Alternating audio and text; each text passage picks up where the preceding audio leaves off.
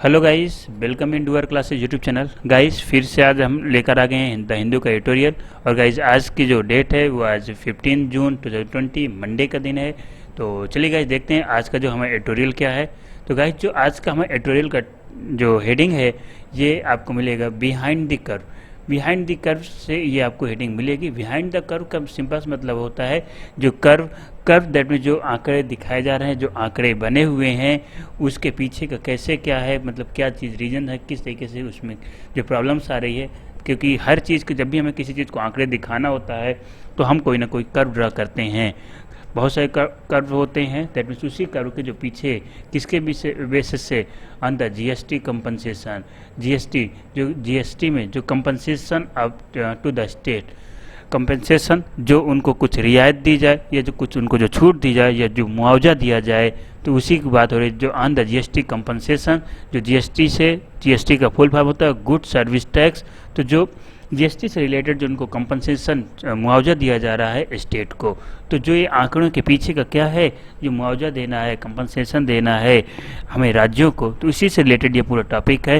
That means जो आज का हमारा टॉपिक है ये इकोनॉमिक्स बेस पे है। एंड जीएसटी दैट मीन्स जो जो हमारी महामारी फैली हुई है पैंडेमिक, उसकी वजह से किस तरीके से हमें जीएसटी कलेक्शन में कमी आई है या जीएसटी कलेक्शन में गिरावट आई हुई है। तो उन्हीं सारे पॉइंट्स ऑफ व्यू को इसमें बात की जाएगी, किस तरीके से सेंट्रल गवर्नमेंट्स उसको आगे हेल्प करे और जो राज्य की सरकारें हैं उसके इस महामारी से लड़ने में और बेटर अपना योगदान दे सकें। क्योंकि इस समय हर एक राज्य के पास कहीं ना कहीं जो टैक्सेस हैं उसकी कमी आई है और इस समय बहुत ज़्यादा ज़रूरी है उन राज्यों को अपनी अर्थव्यवस्था को सही तरीके से चलाने के लिए कि उनके पास प्रॉपरली जो पैसा हो वो अवेलेबल हो। अगर पैसे नहीं रहेगा तो कैसे जो गवर्नमेंट के लोग हैं वो सैलरी कैसे देंगे, और जब सैलरी नहीं मिल पाएगी तो लोगों का जो काम करने से कहीं ना कहीं माइंड डाइवर्ट होगा। तो इन सब बेसिस से दैट मीन्स यहाँ पे जो सेंट्रल गवर्नमेंट है उसको कहीं ना कहीं हर एक राज्यों को जीएसटी में कुछ कंपनसेशन दे के उनकी हेल्प करने की ज़रूरत है। तो आगे द सेंटर मस्ट हेल्प, जो केंद्र है, केंद्र को मस्ट हेल्प, मस्ट का यूज किया जब हम किसी चीज़ में काफ़ी ज़्यादा प्रियोरिटी लाइन दिया जाता है तो वहाँ पे मस्ट का प्रयोग किया जाता है। तो क्या कह रहे हैं, the centre must help states, centre को ज़रूर ही सहायता करनी चाहिए स्टेट राज्य को। तो क्या कहना मतलब सेंटर ज़रूर हेल्प करे या उसकी ज़रूरत है या प्रमुखता से राज्यों की क्या सहायता करे। टाइट का मतलब होता है जो इस समय एक तरीके से दुखों का, जो ये महामारी की वजह से जो मुसीबतों का सामना कर रहे हैं राज्य। टाइड का एक सिंपल मतलब जो हम बात करें जो ओशियन वेव होती है, बट यहाँ पे ओशियन वेव का नहीं, यहाँ पे जो टाइड का सिंपल मतलब है कि जो राज्यों में इस समय मुसीबतों का जो सामना है, जो मुसीबत का सामना कर रहे हैं उस पर जो केंद्र सरकार है उनकी ज़रूर हेल्प करे ओवर द पैंडेमिक, जो ये पैंडेमिक क्राइसिस की वजह से उत्पन्न हुआ है, बाय गिविंग जीएसटी ड्यूज, जो जीएसटी ड्यूज राज्य के द्वारा जो बची हुई है जो अभी उसको पे नहीं कर पा रहे हैं। क्योंकि जो जीएसटी का कलेक्शन वो राज्य करता है और राज्य उस जीएसटी को कलेक्शन करके कहाँ पे पहुँचाता है, सेंटर के पास। तो क्या कहने मतलब जो ड्यूज अभी बची जीएसटी की उसमें कुछ रियायबिलिटी दे, कुछ छूट दे, जिससे जो स्टेट हैं उसको फर्दर आगे पे करें। क्योंकि बहुत सारे इसमें टर्म्स एंड दैट मीन्स अगर लेट फीस ये सब क्या अभी सेंट्रल गवर्नमेंट को क्या रियायत देनी चाहिए तब जिससे वो और बेटर तरीके से आगे ग्रोथ कर सकें। Meeting for the second time, देखो meeting for the second time यहाँ पे क्या कहें, since the pandemic took hold in the country, जो meeting for the second time ये दूसरी बार की क्या है, मीटिंग है। अब ध्यान समझिए, मीटिंग दैट मीन्स जो आपस में जो लोग मिल रहे हैं, तो ये मीटिंग है जो दूसरी बार हुई है। कब से, यहाँ पे जो सिंस आया, since the pandemic took hold in the country तो जब से हमारे जो देश में ये जो महामारी फैली हुई है, ये जो इस महामारी में जो महामारी की जो पकड़ बनी हुई है, ये इंडिया में जब से महामारी की शुरुआत हुई है तब से ये दूसरी क्या है, मीटिंग है। किसके द्वारा, किनकी मीटिंग है, द जीएसटी काउंसिल। तो जीएसटी काउंसिल की ये दूसरी मीटिंग है जब से हमारे देश में ये पैंडेमिक की शुरुआत हुई है। अब गाइस ध्यान से देखिएगा, यहाँ पे जो सिंस है, सिंस आपका कंजक्शंस के फॉर्मेट में है, कंजक्शन के रूप में आया है। और सिंस का एक और भाई होता है फॉर। अब सिंस एंड फॉर का यूज कैसे करते हैं, सिंस जब भी यूज होता है ये पॉइंट ऑफ टाइम के लिए यूज किया जाता है। पॉइंट ऑफ टाइम के लिए, और फॉर जब भी यूज़ किया जाता है, फॉर हमें पीरियड ऑफ टाइम के लिए यूज़ करते हैं।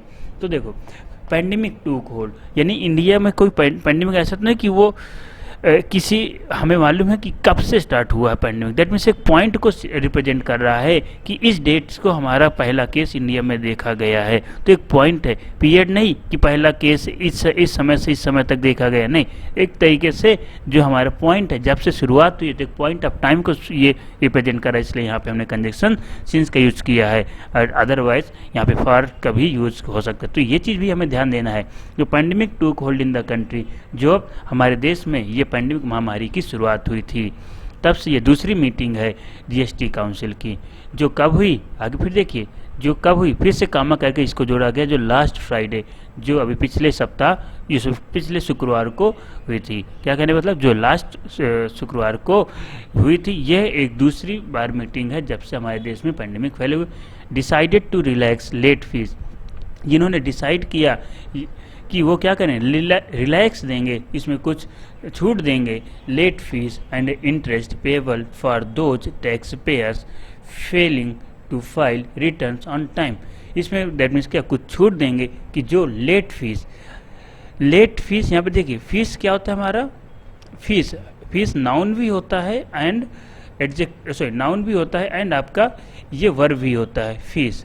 तो यहाँ पे लेट फीस किसके, लेट इसके पहले क्या, फीस नाउन हो गया, और नाउन के पहले क्या होता है, एडजेक्टिव। तो यहाँ पे लेट एडजेक्टिव है एंड फीस क्या हो गया, आपका नाउन हो गया। तो नाउन के पहले एडजेक्टिव आता है, ये चीज़ है, क्योंकि लेट का यूज हम दो तरीके से करते हैं। लेट आपका एडवर्ब भी होता है एंड एडजेक्टिव होता है, एडवर्ब एंड एडजेक्टिव दोनों लेट होता है। तो यहाँ पे लेट क्या, एडजेक्टिव के सेंस में यूज किया गया है। और एक चीज़ याद रखिएगा, जो लेट है एडजेक्टिव होता है, एडवर्ब होता है, लेकिन लेटली, इसी से एक लेटली भी होता है, एलेटिव, लेटली। तो लेटली केवल आपका एडवर्ब होता है, वो एडजेक्टिव नहीं होता। तो यहाँ पे कभी भी लेटली नहीं आएगा, क्योंकि नाउन के पहले एडवर्ब नहीं आएगा यहाँ पे। तो यहाँ पे क्या लेट आएगा। ये एग्जाम में जब भी कभी करेक्शन के फॉर्मेट क्या कर दें, रिलैक्स लेटली फीस नहीं, late fees and interest payable, और जो दैट मीन्स उसमें कुछ छूट दी गई है, जो लेट है, जो देरी से, दैट मीन्स जो कुछ एक्स्ट्रा पैसा लेट की वजह से जो हमें लेट फीस देना पड़े, एंड इंटरेस्ट पेएबल, और जो हम इसमें क्या कुछ अपना ध्यान दे रहे हैं, पेएबल दैट मीन्स इसको पे करने के लिए फॉर दोज टैक्स पेयर, जो ये टैक्स पेयर है फेलिंग, जिसमें असफल हुए हैं टू फाइल रिटर्न्स, जो इसकी रिटर्न्स को फाइल नहीं कर पाए हैं ऑन टाइम, समय पर। क्या कहने लग कि जो जीएसटी काउंसिल जो दूसरी बार मीटिंग ली है, उन्होंने इस लेट फीस और इंटरेस्ट पे, जो इंटरेस्ट पेएबल है, जो हमें इंटरेस्ट पे करना पड़ा है, जो टैक्स पेयर फेल हो गए, असफल हो गए हैं इसके रिटर्न्स को फाइल करने में, उनमें जो जीएसटी काउंसिल ने क्या छूट दी है। Sorry, for business with no tax, for business देखो यहाँ पे फॉर बिजनेस आया है, दैट मीन्स बिजनेस करने के लिए, व्यवसाय करने के लिए, विथ नो टैक्स लिएबिलिटीज़, जो व्यवसाय किए गए हैं विथ नो टैक्स लिएबिलिटीज़, उनमें कोई भी छूट या जो लिएबिलिटीज़ नहीं दी गई है, under the indirect tax regime, जो किसके अंदर पे आते हैं, दैट मीन्स अप्रत्यक्ष रिजाइम, अप्रत्यक्ष टैक्स की जो व्यवस्था के अंतर्गत जो आते हैं, उन बिजनेसों में कोई भी छूट नहीं दी गई है। क्या कहना होता है, जो अप्रत्यक्ष टैक्स होता है, direct tax and indirect tax. तो डायरेक्ट टैक्स होता है दैट मीन्स जो हम अपनी इनकम पे या जो भी हमारी सैलरी होती है उसमें जो पे करते हैं वो डायरेक्ट टैक्स कहलाता है। और इनडायरेक्ट टैक्स होता है दैट मीन्स जो हम मार्केट से कोई चीज़ खरीदते हैं उस पे जो हम टैक्स पे करते हैं, इनडायरेक्ट टैक्स होता है। तो जो इनडायरेक्ट टैक्स है उसमें कोई भी काउंसिल ने कोई भी रिलायबिलिटीज़ नहीं दी, कोई भी उसमें छूट नहीं दी। The late fees were completely waived, जो लेट फीस है उसको कम्प्लीटली क्या कर दिया गया है, माफ़ कर दिया गया है। वेव्ड मतलब होता है माफ़ करना, तो यही the late fees completely waived, तो पूरी तरीके से उसको माफ़ कर दिया गया। अब गाइस यहाँ पे देखिए इसके ग्रामर देख लेते, तो यहाँ पे क्या लेट और फीस, तो फीस यहाँ पे नाउन हो गया, नाउन के पहले आपका एडजेक्टिव आता है, ये मेन दैट मीन्स वर्ब, यहाँ पे आपका ये किसका काम कर रही है, ये वर्ब का काम कर रही है। यहाँ पे वर्ब आपका वर्ब का काम कर रही है, क्योंकि इसके बाद जो कम्प्लीटली है ये आपका एडवर्ब है। कंप्लीटली, ये क्या होगा आपका एडवर्ब होगा, एडवर्ब। और वेव्ड मतलब ये आपका क्या माफ़ करना। तो क्या ये आपके यहाँ पे क्या हो गया, जो लेट फीस है वो कम्प्लीटली माफ़ कर दी गई। एडवर्ब यहाँ पे आपका वेव्ड के लिए यूज किया गया क्योंकि ये पैसिव फॉर्मेट में बना हुआ सेंटेंस है। वेव्ड आपका ये वर्ब हो गया, सॉरी वर्ब आपका हेल्पिंग वर्ब हो गई, तो ये पैसिव फॉर्मेट का सेंटेंस है, इसलिए कह रहा है कि the late fees were completely waived. जो इसकी जो देरी की जो लेट फीस करना था वो कम्प्लीटली पूर्णतया माफ़ कर दिएगा, वेव्ड। इसके बाद आपको मालूम कि बाई सब्जेक्ट आता है, तो यहाँ पे बाई सब्जेक्ट नहीं, क्योंकि ऑलरेडी उसका सब्जेक्ट कहाँ ऊपर था, तो बाई सब्जेक्ट अगर यूज करेंगे तो by GST council, GST council के द्वारा इसके जो लेट फीस को कम्प्लीटली क्या माफ़ कर दिया गया है। This is in line with similar relaxation announced by the centre in March. अब देखिए ये क्या है, this is in line, in line, in line का मतलब जो पंक्ति में है, विथ सिमिलर रिलैक्सेशन, जो इसी तरीके का कुछ छूट दी गई थी, announce bye the centre in मार्च, जो इस तरीके के कुछ अनाउंसमेंट यानी घोषणाएं की गई थी मार्च में, केंद्र सरकार के द्वारा जो इस तरीके की कुछ घोषणाएं कब की गई थी, मार्च में की गई थी, तो उसी के सिमिलर ही ये कुछ है। Before the lockdown was declare, कब, बिफोर यहाँ पे किसका कंजक्शन काम कर रहा है, तो जो लॉकडाउन के पहले, जो लॉकडाउन की घोषणा होने के दैट मीन्स लॉकडाउन जब घोषणा हुई थी तो उसके पहले जो कुछ और ज़्यादा रिलायबिलिटीज़ दी गई थी, टू इजी, उसको और सिंपल बनाने के लिए कंप्लियंस दैट मीन्स जो यहाँ पे इनके बीच में जो दिक्कतें आ रही या हम जो अनुमति दी जा रही है, तो टू इजी दैट मीन्स यहाँ पे और इसको सिंपल बनाया गया। कंप्लियंस डेडलाइन, जो कंप्लियंस दैट मीन्स उनकी क्या स्वीकृति मिली, डेडलाइन जो आखिरी तिथि होती है, वरीज जो घबराहट या डर है, of the small business in particular. तो क्या कहना मतलब कि जो छोटे, मुख्य रूप से जो छोटे बिजनेस हैं, जो उनका डर था किसके रिलेटेड, जो ये डेडलाइन जो आखिरी तिथि से रिलेटेड जो उनका डर था उसके लिए स्वीकृति दी और उसको और सिंपल बनाया गया। जो घोषणा दैट मीन्स हमारी जो घोषणा जो अनाउंसमेंट केंद्र सरकार ने किया था पिछले जो लॉकडाउन होने से पहले मार्च में। देखिए गाइस यहाँ पे दिस इन लाइन आया हुआ, अब इनके बारे में तो जान लीजिए। इनका जो यूज होता है, इनका यूज आप एडवर्ब के सेंस में भी करते हैं, इन एडवर्ब भी होता है और इन आपका प्रीपोजिशन भी होता है। अब ये कैसे समझेंगे कि यहाँ पे इन क्या है, प्रीपोजिशन है या एडवर्ब है, तो अब ध्यान से देखिए, दिस इज इन लाइन, यहाँ पे दिस इज इन लाइन है यानी पंक्ति में है, तो यहाँ पे आपका ये जो आया है ये प्रीपोजिशंस के सेंस में आया है कि इन लाइन पंक्ति में। अब यही अगर हम एडवर्ब के सेंस में बात करें तो आपने बहुत ही सिंपल सुना होगा कि एडवर्ब के सेंस में जैसे कम इन, तो एडवर्ब के सेंस में कम इन होता है, दैट मीन्स यहाँ पे किसके सेंस में आया, इन किसके एडवर्ब के सेंस में आ गया, लेकिन यहाँ पे जो आया है इन, ये प्रीपोजिशंस के सेंस में आया है। तो ये चीज़ जरूर ध्यान रखें, दिस इज इन लाइन, यहाँ पे जो एक पंक्ति में है, विथ सिमिलर रिलैक्सेशन, जो इस तरीके की क्या छूट दी गई है, announce bye the centre in March, that means जो इसके पहले मार्च में केंद्र सरकार के द्वारा छूट दी गई है। सिंस, अब देखिए सिंस फिर यहाँ पे कंजक्शन का काम कर रहा है, सिंस द फुल लॉकडाउन जो कम्प्लीटली बंद किया गया था, लास्टेड लॉन्गर देन, जो lasted longer than initial envisaged and only began to unwind this month, the forbearance on offer was necessary step.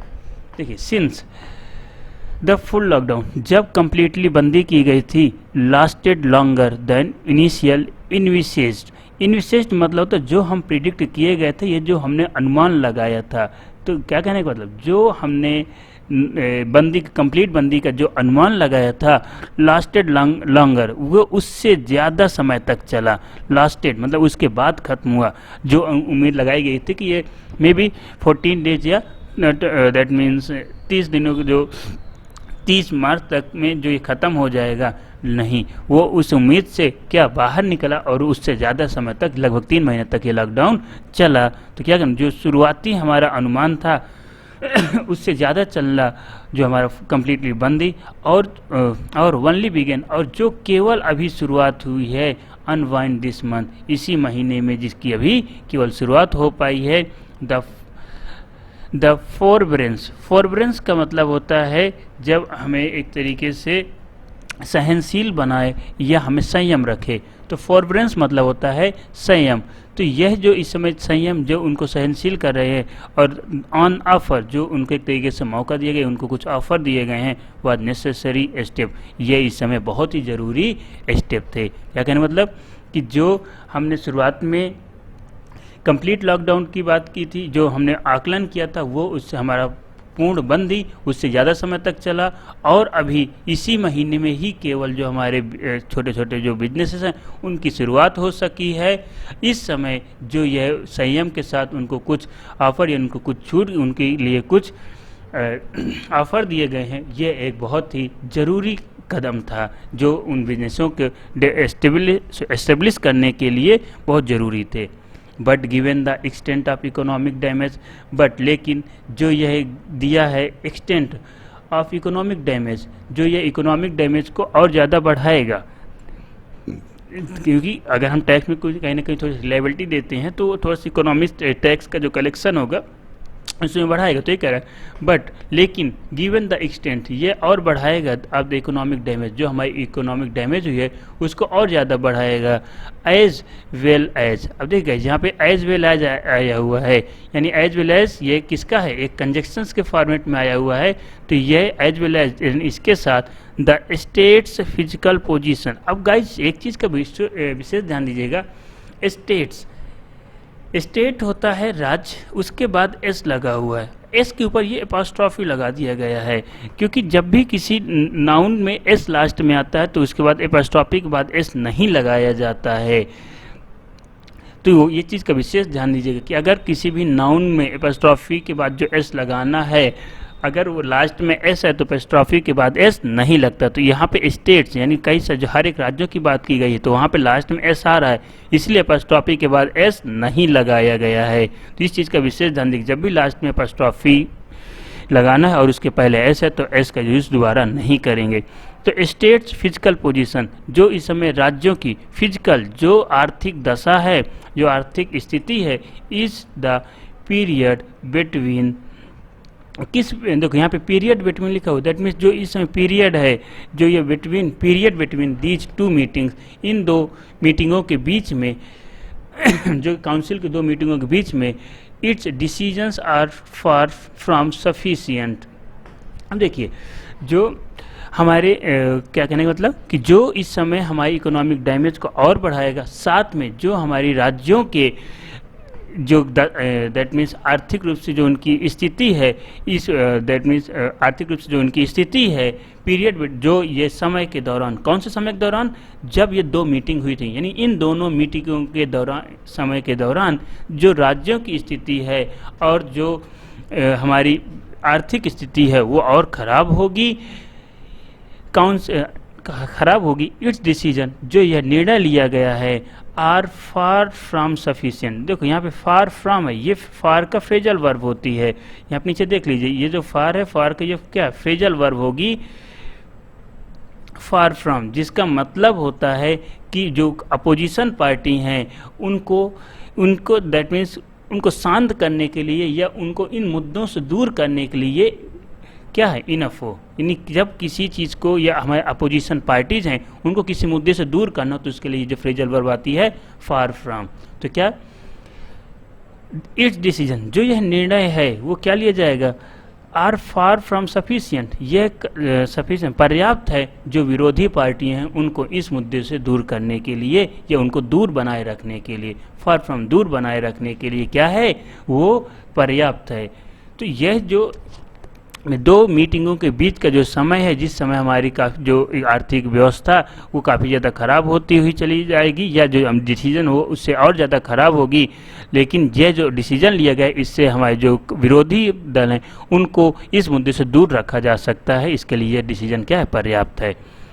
इन मार्च में जीएसटी कलेक्शन, जो हमारा जीएसटी का कलेक्शन हुआ है हैड स्लिप्ड मतलब होना कम होना या गिरना, तो हैड स्लिप्ड यानी कम हुआ है टू 97,597 करोड़ आफ्टर सरपासिंग मतलब होता है जो एक्सीड करना, किसी चीज़ को एक्सीड करना, सरपासिंग एक्सीड करना, एक्सीडिंग, तो यानी बढ़ा था 1 lakh crore mark over the previous 4 months and the numbers for April and May will not be known before July.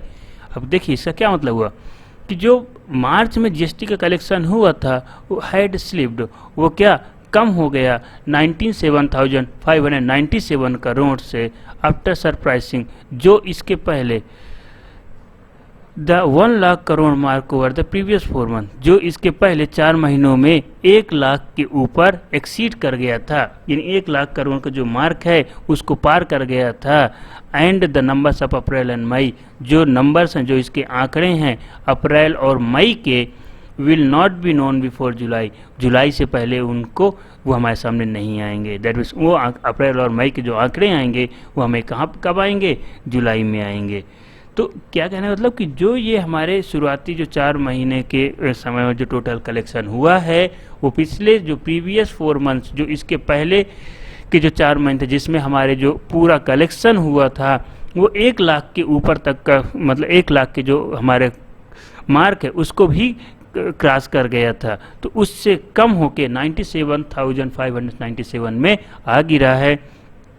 Finance minister Nirmala Sitharaman, जो हमारी फाइनेंस मिनिस्टर हैं, वित्त मंत्री निर्मला सीतारमन, हैज़ टोल्ड, उन्होंने कहा स्टेट रिप्रेजेंटेटिव्स की जो हमारे राज्यों के प्रतिनिधि हैं इन द काउंसिल में, that just 45% of the indirect tax target had been met in the past 2 months। क्या कहने का मतलब कि जो राज्योों के दैट में जो उनके काउंसिल के जो प्रतिनिधि हैं उन्होंने कहा कि जस्ट 45%, केवल 45% ही इनडायरेक्ट टैक्स का कलेक्शन हुआ है जो टारगेट किया गया था। पीछे टारगेट को केवल 45% ही प्राप्त हो पाया है जो पिछले 2 महीनों के लिए बनाया गया था। दैट मीन्स जो टारगेट बनाया गया तो उससे केवल और केवल 45% इनडायरेक्ट टैक्स का ही कलेक्शन किया जा सका। आल्दो यद्यपि अवेयर मतलब होता है किसी जागरूक बनाना, aware of the dwindling that means इसे कहें कि जो चीज़ काफ़ी ज़्यादा दुर्बल होती हुई चली जाए या कम होती हुई चली जाए तो ड्विंडलिंग या हम कम होती हुई चली जाए, तो जो ड्विंडलिंग टैक्स किटी, अब किटी का मतलब क्या होता है, किटी मतलब होता है जो रेवेन्यू हम लोग कलेक्ट करते हैं, बट एक किटी क्या होता है, एक किटी बिल्ली भी होती है, कि बिल्ली के बच्चे को भी किटी कहते हैं, या और यहाँ पे बिल्ली का बच्चा नहीं, यहाँ पे जो क्या हो जाएगा हमारा फंड होगा, फंड के सेंस में यहाँ किटी यूज किया गया है। तो क्या कहने का आल्दो ये इसके लिए हमें जागरूक होना चाहिए, हम इसके लिए तैयार हों या जाने ऑफ द ड्विंडलिंग जो कम हो रहा है टैक्स, जो हमें फंड के रूप में जो टैक्स कलेक्ट किया जा रहा है उसमें जो गिरावट आ रही है ड्यूरिंग द लॉकडाउन। इस लॉकडाउन के समय state have had their hands, जो राज्य हैं their hands full managing the pandemic, वह उनके जो हाथ थे देखो फुल मैनेजिंग कंप्लीटली या पूर्णतया मैनेज कर रहे हैं, संभालने का प्रयास कर रहे हैं इस महामारी को। तो राज्यों के जो हाथों में इस महामारी को संभालने की जिम्मेदारी है उसमें लगे हुए हैं, और इसी समय जो ये हमारे फंड जो टैक्स के द्वारा फंड कलेक्ट हो रहा है उसमें जो कमी आ रही है ये इसके बारे में अवेयर रहें। आगे चलते हैं। It is for this reason, यही एक कारण है, देखो it is for this reason, यही एक कारण है दैट सेवरल स्टेट्स की जो बहुत सारे जो राज्य हैं या अधिकतर जो राज्य हैं हैज़ बीन अर्जिंग मतलब डिमांड कर रहे हैं, मांग कर रहे हैं, अर्जिंग डिमांड कर रहे हैं द सेंटर टू एक्सटेंड, जो सेंट्रल है केंद्र है एक्सटेंड कर बढ़ाए इमरजेंसी फिजिकल सपोर्ट। क्या कहने का मतलब कि यही एक कारण है कि जब सारे राज्य कोविड को लेकर दैट मीन्स कोविड को संभालने का प्रयास कर रहे हैं, इसी कारण की वजह से हर एक राज्य डिमांड कर रहे हैं कि जो केंद्र है वो इनकी इमरजेंसी दैट मीन्स जो इमरजेंसी फिजिकल सपोर्ट है, यानी कि जब ज़रूरत के समय एक तरीके से बात करें जो उनका फिजिकल सपोर्ट दैट मीन्स जो आर्थिक मदद है उसको दे बढ़ाए आर्थिक मदद को क्या बढ़ाए, रिलीज पास जीएसटी, और जो रिलीज मतलब दे, उसको देने का शुरुआत करे, ये वो उस पैसे को अलॉट करे पास्ट जीएसटी कंपनसेशन, जो इसके पहले जीएसटी में उनको मुआवजा मिलना था, पास्ट जो इसके पहले पुराना जीएसटी कंपनसेशन मुआवजा पड़ा होता, ड्यूज इंश्राइंड। अब देखिए इंश्राइंड का सिंपल सा मतलब होता है उसके संरक्षण या उसको संभाल के जो रखा गया है, जो उनको संरक्षण किया गया है उसको जो संभाल कर रिजर्व करके रखा गया है। इन द पैक्ट मतलब होता है जब ये हमारा किसी भी कानून का जो समझौता होना, पैक्ट हम क्या कहें, समझौता पैक्ट दैट अलाउड, जो इस चीज़ को अलाउ किया है, द न्यू टैक्सेस रिजाइम मतलब होता है कि जो हम शुरुआत में जो व्यवस्था करें, टू टेक ऑफ, जो जिसके टेक ऑफ मतलब ये फ्रेजल वर्ब होती है टेक की, टेक ऑफ मतलब किसी चीज़ को क्लोज करना होता है, टेक ऑफ किसी चीज़ को क्लोज करना 3 years ago 3 साल पहले। तो क्या कहने का मतलब कि जो हमारी केंद्र सरकार है उस पैसे को रिलीज करे, यानी दे, जो पिछले जीएसटी कंपनसेशन के रूप में, जो ड्यूज के रूप में हमें क्या संरक्षित किए करके रखा गया, सेंटर ने जो इसको संरक्षित कर रखा है, सुरक्षित रखा है, जो समझौते हुआ था, दैट अलाउड, जो समझौते के रूप में जो नए टैक्स व्यवस्था को शुरुआत के समय में जो पुराने टैक्स को बंद किया गया था 3 साल पहले। क्या कहना मतलब, जो 3 साल पहले पुराने टैक्स को बंद कर जो नए टैक्स जीएसटी के शुरुआत में जिस समझौते के रूप में उनके समझौते के रूप में जो मुआवजे को सुरक्षित करके केंद्र सरकार ने अपने पास रखा था, उसको अब दैट मीन्स अलाउ करे या राज्यों को दे। 3 साल पहले का जो मुआवजा की मांग कर रही है, दैट मीन्स बहुत सारे राज्य की जो उनके 3 साल पहले का मुआवजा केंद्र सरकार के पास संरक्षित है, सुरक्षित रखा हुआ, उसको अब केंद्र सरकार रिलीज कर दे। In its stimulus package, stimulus मतलब तो जो बढ़ाना या दैट मीन्स से क्या करे, उसमें ग्रोथ कराए, ये क्या हो, जो ग्रोथ कराए, तो ये स्टिमुलस दैट मीन्स ये जो पैकेज होगा ये एक तरीके से क्या होगा, उसको बढ़ाने का प्रयास करेगा या उसकी ग्रोथ कराएगा, पैकेज होगा।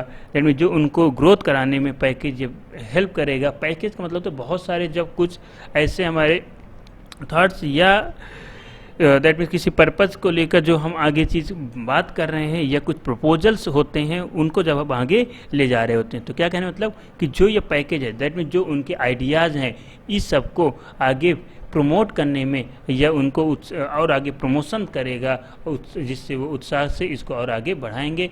इन मई में the centre enhance states, centre केंद्र ने इनहेंस मतलब जोर दिया है या बल दिया है राज्यों पर, स्टेट्स पावर्स टू बोरो, फिर से देखो स्टेट्स के बाद एपोस्ट्रोफी आया पावर्स टू बोरो, कि दैट मीन्स जो राज्यों को और ज़्यादा पावर दिया जाए बारो करने के लिए, दैट मीन्स वो और ज़्यादा ऋण ले सके। क्या कहने मतलब कि ये जो पैकेज है ये इस राज्यों को और ग्रोथ करने में हेल्प करेगी, उनको प्रोत्साहित करेगी। जो मई में इन मई है, अब देखिए यार कि जब भी कोई मंथ आता है तो मंथ के पहले हम इन प्रीपोजिशंस का यूज करते हैं। इन मई, अगर एक चीज़ याद है कि जब भी प्लेस का यूज करते हैं, प्लेस के पहले तो भी ये प्रीपोजिशन इन आता है, इन दिल्ली, इन आगरा, लेकिन इन इंडिया। लेकिन जब कोई छोटे प्लेस की बात करते हैं वहाँ पे एट आता है। तो यहाँ पे जो मंथ है, मंथ के पहले हमने क्या लगाया, इन लगाया गया है, इन मई। द सेंटर इनहेंस, सेंटर ने जो मई के महीने में जो केंद्र सरकार ने इसमें ध्यान दैट मीन्स काफ़ी ज़्यादा बढ़ाया है या अपना राज्यों पर जोर दिया है कि उनके जो ऋण को और ज़्यादा बढ़ाया जाए। बट ओनली, अब देखिए केवल यही नहीं, लेकिन केवल part of that was completely unconditional, लेकिन केवल यह जो पार्ट होना चाहिए, जो ये भाग होना चाहिए, केवल क्या होना चाहिए, कंप्लीटली पूर्णतया अनकंडीशनल होना चाहिए।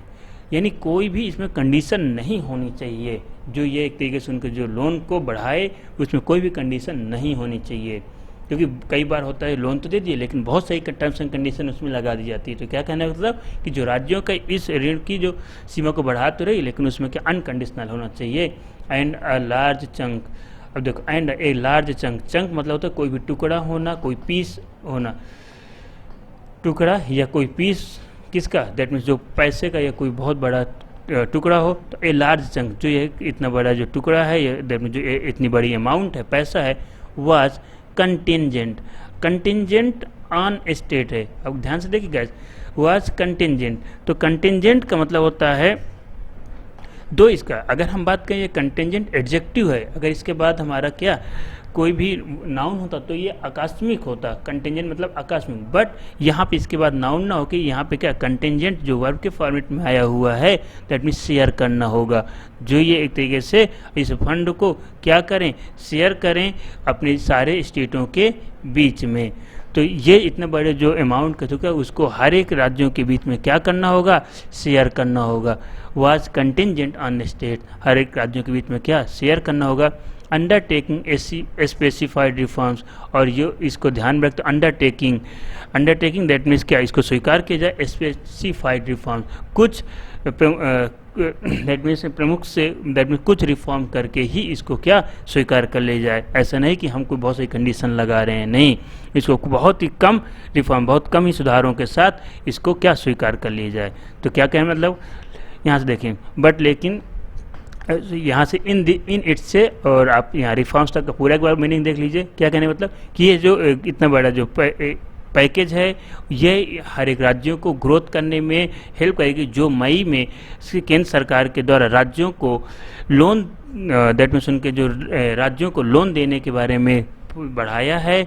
केवल यही नहीं, साथ में ये एक तरीके से क्या अनकंडीशनल होना चाहिए, या अनकंडीशनल है, कम पूर्णतः अनकंडीशनल, जिसमें कोई भी शर्तें नहीं हैं, और ये इतने बड़े राज्य, इतने बड़े जो अमाउंट है उसको हर एक राज्यों के बीच में बहुत ही कम रिफॉर्म के साथ, सुधारों के साथ बांटा जाए। दीज रिफॉर्म्स, जो यह रिफॉर्म्स हैं, may be long pursued ideals, ये सारे जो रिफॉर्म्स हैं मे बी हो सकते हैं लॉन्ग परस्यूड आइडियल्स, यानी एक लंबे समय, यहाँ पे परस्यूड मतलब होता है किसी चीज़ को चेज करना या किसी चीज़ को फॉलो करना। तो दीज रिफॉर्म, जो ये सुधार किए गए हैं, मे बी बहुत लंबे समय तक के लिए आइडियल हो सकते हैं, बट लेकिन whether this is the right time for the prioritising them has been question. तो यह एक सही समय है, देखो राइट टाइम, ये एक सही समय है कि हम प्रायोरिटीज़ दें, प्रमुखता दें, देम हैज बीन क्वेश्चन, कि यहाँ पे क्या क्वेश्चंस पुटअप करें। दैट मीन जो मई महीने में किए हैं केंद्र सरकार ने, हर राज्यों की जो ऋण लेने की क्षमता है उसको जो बढ़ाया है बिना किसी शर्त के, और बिना किसी जो रिफॉर्म के, बहुत कम रिफॉर्म के साथ जो उनको राज्यों के में बांटा है, उससे क्या कह रहे हैं कि ये क्या हो सकता है, एक लंबे समय के लिए आइडियल हो सकते हैं। और अभी ये सही समय है कि इससे रिलेटेड कुछ हम क्वेश्चंस करें कि दैट मीन्स क्या आगे कुछ हो सकता है या कुछ प्रॉब्लम तो नहीं, इससे रिलेटेड अब क्या क्वेश्चंस किए जा सकते हैं। जीएसटी कंपनसेशन, जो है जीएसटी में कुछ मुआवजा दिया जा रहा है for revenue shortfalls in the first 5 years of GST. एक चीज़ याद रखिएगा, जब से जीएसटी अप्लाई हुआ, जो आज से 5 साल अप्रॉक्स 5 ईयर्स हो चुके हैं, तो उन 5 सालों में जो सबसे ज़्यादा जो गिरावट आई जीएसटी कलेक्शन में, ये इसी कोविड के समय पे हुई है। तो जब से बहुत कम शॉर्टफॉल, बहुत कम समय जब किसी चीज़ में कमी आती है, तो क्या GST compensation due to state for December 2019 to February 2020 was only released on June 4। क्या कहने का मतलब कि जो ये जीएसटी कंपनसेशन ड्यू है, जो बचे हुए थे टू स्टेट्स, राज्यों की, फॉर दिसंबर 2019 टू फरवरी 2020 तक जो इतना भी ड्यू बचा हो, केवल और केवल एक ही बार अभी रिलीज किया गया है, वो कब, जून 4 को। तो जून 4 को जो पहली बार जीएसटी कंपनसेशन के ड्यूज को रिलीज किया गया है, परहैप्स शायद इट वाज टाइम कि यह समय सही समय था टू प्रीएम्प्ट दैट मीन्स उसको क्या पहले ही उसके बारे में हमें क्या कर लेना, सही करना या उस पर कार्रवाई करना। तो क्या करना, ये एक सही समय है जब हम इसमें पहले ही कार्रवाई कर लें। डिसकंटेंट का सिंबल मतलब होता है कि जो असंतोष या अराजकता जो फैल रही है, तो दैट मीन्स जो असंतोष है, दैट मीन्स डिसएग्रीमेंट कह दें, तो जो डिसएग्रीमेंट है, डिसकंटेंट, डिसएग्रीमेंट में पहले कार्रवाई कर लें इन द काउंसिल्स मीटिंग।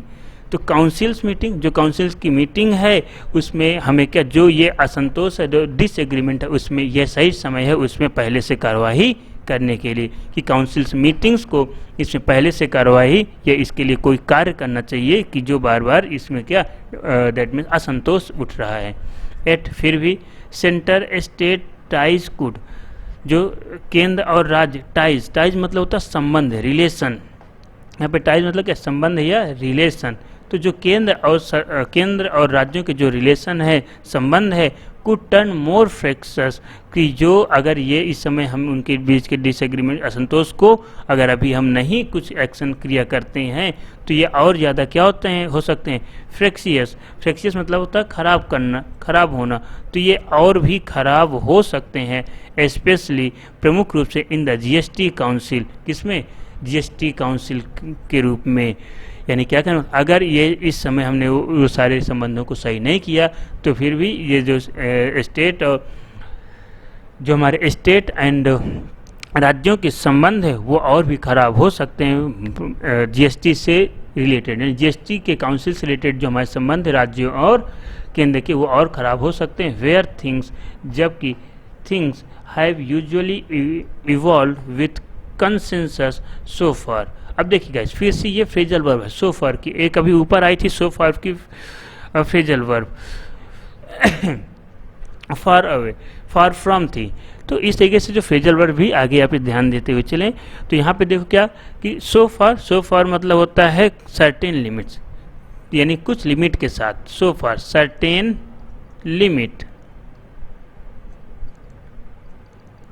तो ये जो जीएसटी काउंसिल को इस समय चाहिए कि जो साधारणतया जो सिंपल इवॉल्व, जो मतलब मुद्दे उठते रहते हैं, जो छोटे छोटे मुद्दे उठते रहते हैं, with consensus so far, consensus so far that means consensus मतलब होता है आम सहमति। ठीक है, तो किसी चीज़ को जब हम सब लोग सहमति से जब किसी चीज़ को करा लेते हैं तो उसे कंसेंसस कहते हैं। तो क्या जो जीएसटी काउंसिल को उसको चाहिए कि वो जितने भी जो मुद्दे उठ रहे हैं उन सब पर आम सहमति से के लोगों की क्या कर ले, बात कर ले, या आम सहमति से उनको जीएसटी काउंसिल में बात को जो भी मुद्दा है उनको एग्री करा ले। और जो भी मुद्दा होना चाहिए वो आम सहमति से होना चाहिए, जो जीएसटी काउंसिल के लिए ये सही टाइम है। इसी टाइम पे अगर हो जाए तो बेटर है, क्योंकि अगर आगे और बढ़ेंगे तो और ज़्यादा प्रॉब्लम्स क्रिएट हो सकती है। थैंक्स टू फेल्योर, थैंक्स धन्यवाद, टू फेल्योर। अब देखिए कभी कोई दैट मीन्स असफलता के लिए धन्यवाद देता है, नहीं। तो यहाँ पर देखिए thanks to failure that means ये क्रिटिसाइज करने का प्रयास किया जा रहा है। Thanks to failure that means असफलता के लिए धन्यवाद। टू फाइनलाइज जो उसको फाइनलाइज या मतलब उसको कंप्लीट करने के रास्ते में, way forward for paying states the compensation that means जो राज्यों के कंपनसेशन को, दैट मीन्स जो मुआवजा को देने के रास्ते में जो ये दैट मीन्स अंतिम रूप देने के रास्ते में जो ये असफलता आई है उसके लिए धन्यवाद। यानी राज्यों को जो मुआवजा देने के रास्ते में जो ये दैट मीन्स अंतिम रूप देने के बीच में जो ये असफलता आई है, अंतिम रूप नहीं उसको दे पाए हैं, उसके लिए क्या धन्यवाद। दैट मीन्स क्रिटिसाइज करना। वन ऑफ द आइडिया, जो इसका एक विचार है, on the table. On the table एक तरीके से ये हम यूज करते हैं फ्रेजल वर्ब के सेंस में या प्रोवर्ब के सेंस में। ऑन द टेबल का मतलब होता है जब किसी कोई चीज़, कोई फाइल है जो टेबल में ही पड़े की पड़ी रह जाए एक लॉन्ग टाइम पीरियड के लिए, उसे ऑन द टेबल बोला जाता है। ये एक तरीके से हमारे क्या आइटम्स के फॉर्म में यूज किया जाता है। तो वन साइड, एक तरफ जो एक आइडिया है जो टेबल पे बहुत समय से पड़ा हुआ है, ऑफिशियली डिस्कस, जो दैट मीन्स ऑफिशियली तरीके से डिस्कशन होना चाहिए फॉर अराउंड 2 मंथ्स, 2 महीने से, लगभग 2 महीने से पहले से जो एक आइडिया टेबल में पड़ा हुआ है, is to raise loans against future GST. Is to raise मतलब होता है उसको बढ़ाना, ये इंक्रीज होना। अगेंस्ट मतलब किसी चीज़ के अगेंस्ट में, कोई चीज़ जब हम लोन ले रहे हैं तो उसको हम कोई अपना गारंटी के रूप में जो रख दे रहे हैं, तो क्या कहने का मतलब कि जो लोन्स के अगेंस्ट में हम जीएसटी सेसेस मतलब होता है टैक्स। तो जो फ्यूचर्स में जो जीएसटी टैक्स के रूप में एक्रूअल्स का सिंपल मतलब होता है सोर्स।